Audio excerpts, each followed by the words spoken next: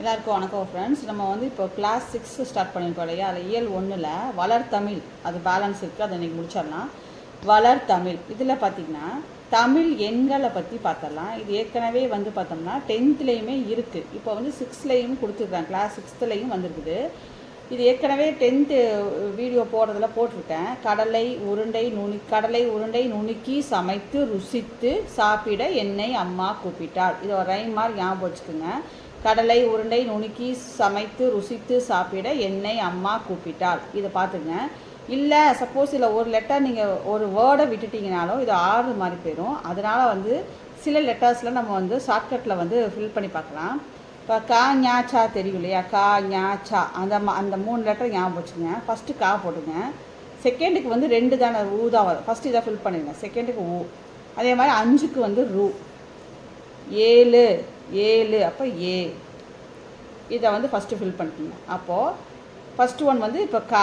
அடுத்து என்ன சொல்கிறோம்? ஞா இல்லையா? அதை வந்து இப்படி போடணும். அடுத்து வந்து சா, அதை வந்து இப்படி போடணும். இப்போ கடலை உருண்டை நுணுக்கி சமைத்து ருசித்து இந்த ஆர்டர் வரும். மறக்கக்கூடாதுங்கிறதுக்கு இப்படி ஒரு மெத்தடில் சொல்கிறேன். ஃபஸ்ட்டு ஒன்றுக்கு கா போடுங்க, அப்புறம் செகண்டை விட்டுருங்க. தேர்டு ஒனுக்கு ஞாவை இப்படி போட்டுருங்க. அப்புறம் சாக்கு இப்படி போட்டுருங்க.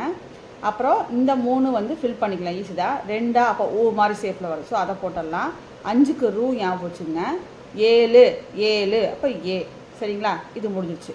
இப்போ இந்த 5 தான் ஃபில்லப் பண்ணணும். அதில் இந்த 10 ஃபில்லப் பண்ணிடலாம். 10னா 1 வந்து கா, அதுக்கு 0, அவ்வளோதான் முடிச்சு. அப்புறம் இந்த 3 தான் கணக்கு. 6, 8, 9 தான் பார்க்கணும்.